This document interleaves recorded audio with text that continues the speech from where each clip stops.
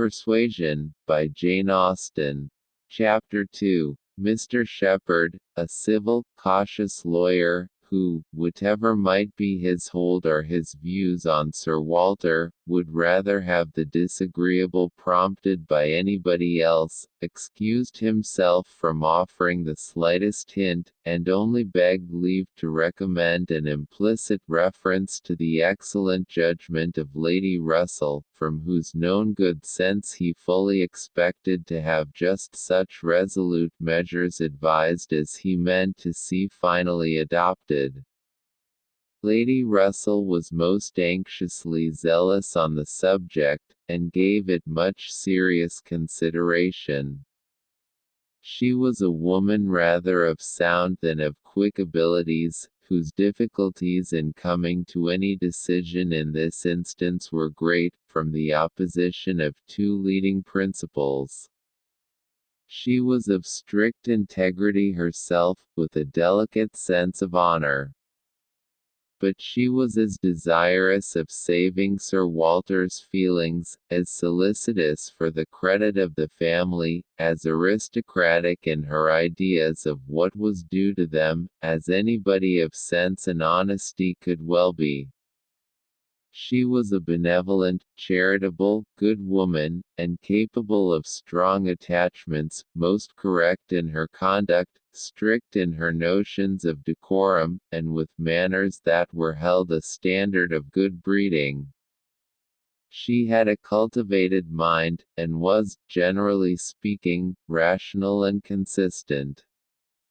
But she had prejudices on the side of ancestry, she had a value for rank and consequence, which blinded her a little to the faults of those who possessed them.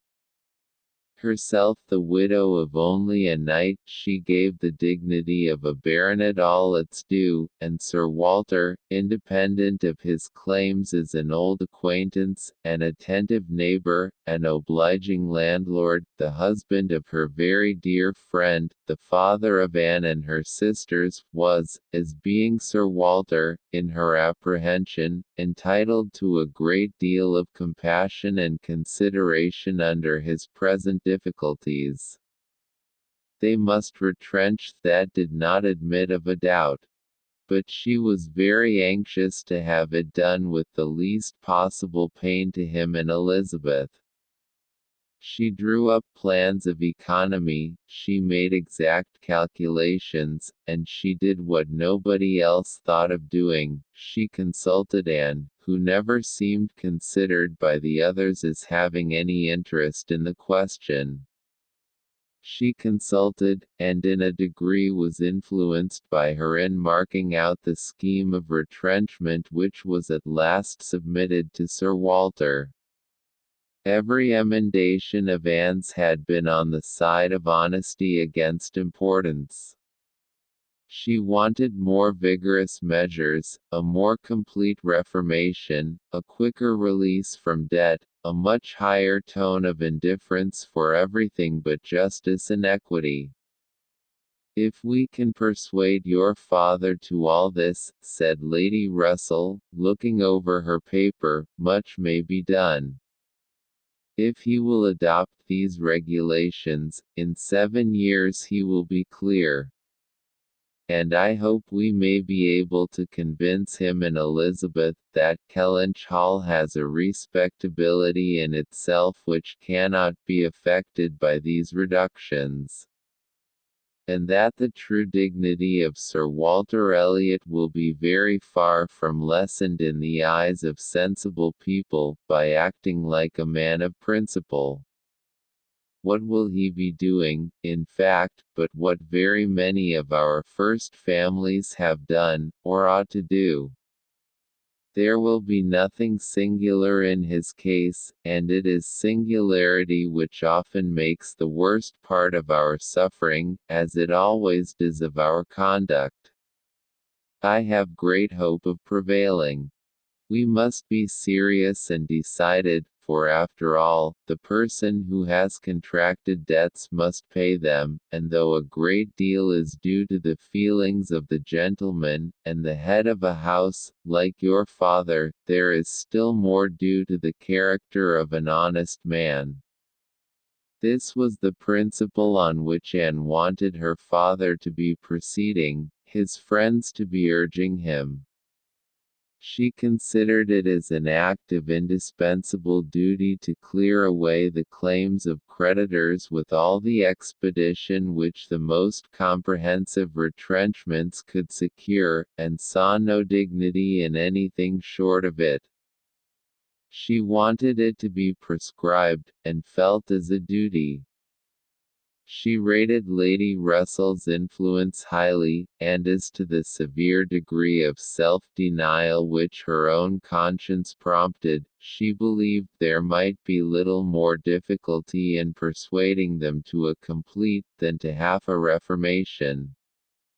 Her knowledge of her father and Elizabeth inclined her to think that the sacrifice of one pair of horses would be hardly less painful than of both, and so on, through the whole list of Lady Russell's too gentle reductions.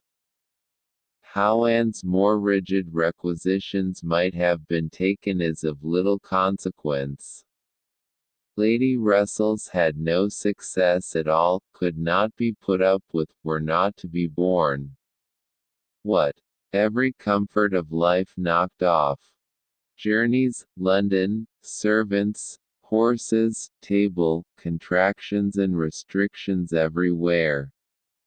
To live no longer with the decencies even of a private gentleman. No, he would sooner quit Kellynch Hall at once, than remain in it on such disgraceful terms. Quit Kellynch Hall.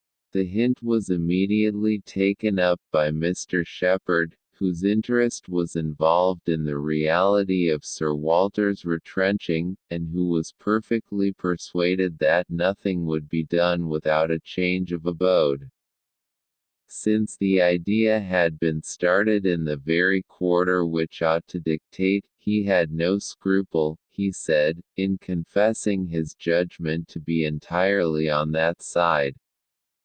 It did not appear to him that Sir Walter could materially alter his style of living in a house which had such a character of hospitality and ancient dignity to support.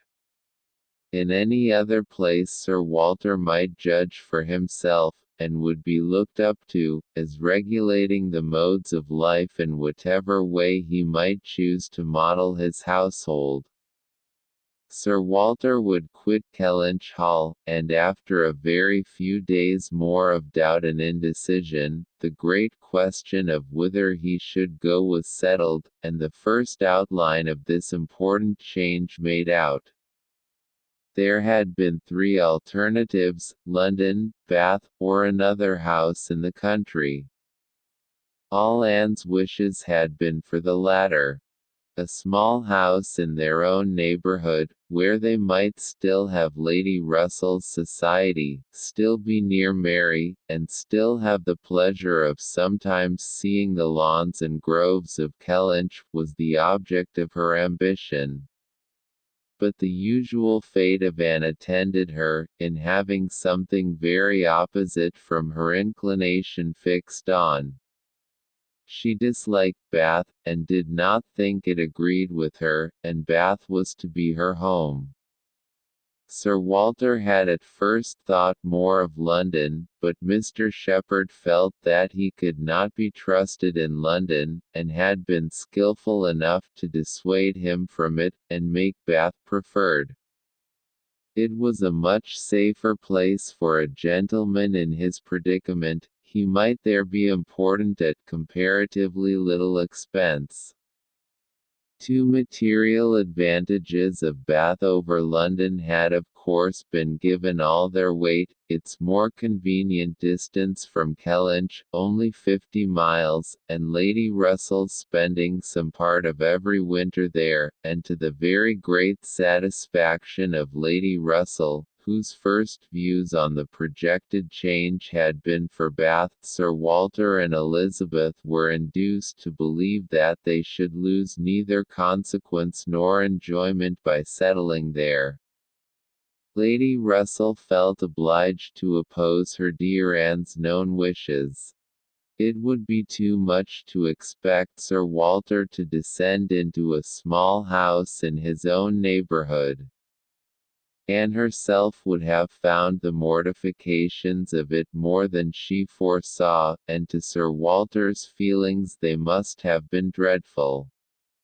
And with regard to Anne's dislike of Bath, she considered it as a prejudice and mistake arising, first, from the circumstance of her having been 3 years at school there, after her mother's death, and secondly, from her happening to be not in perfectly good spirits the only winter which she had afterwards spent there with herself.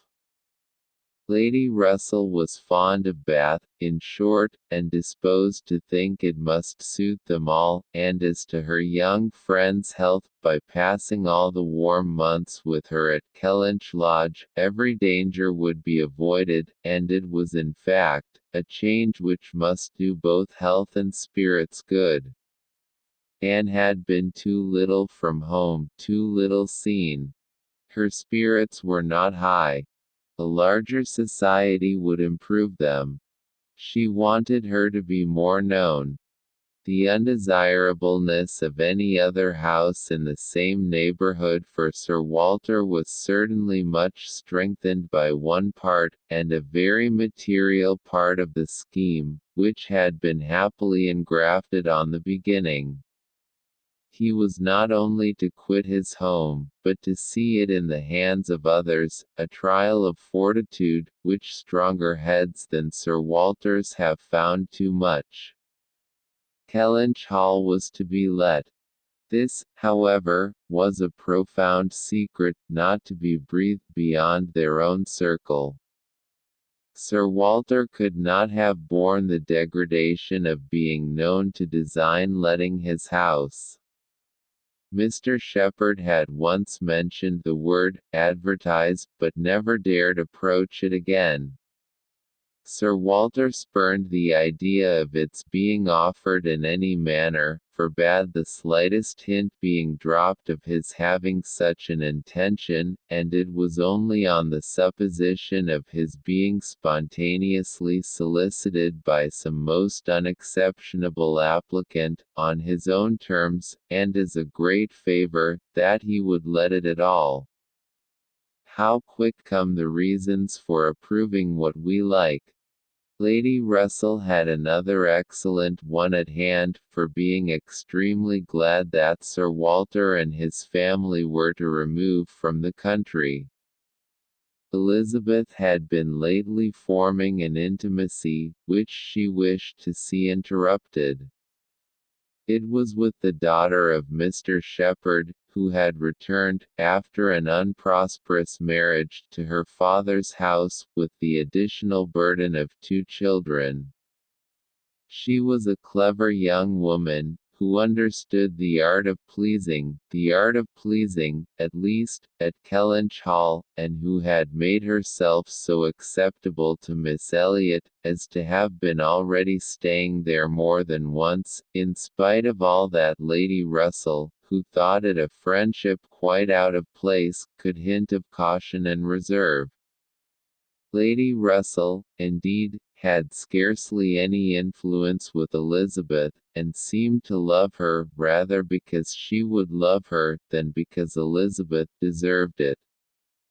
She had never received from her more than outward attention, nothing beyond the observances of complaisance.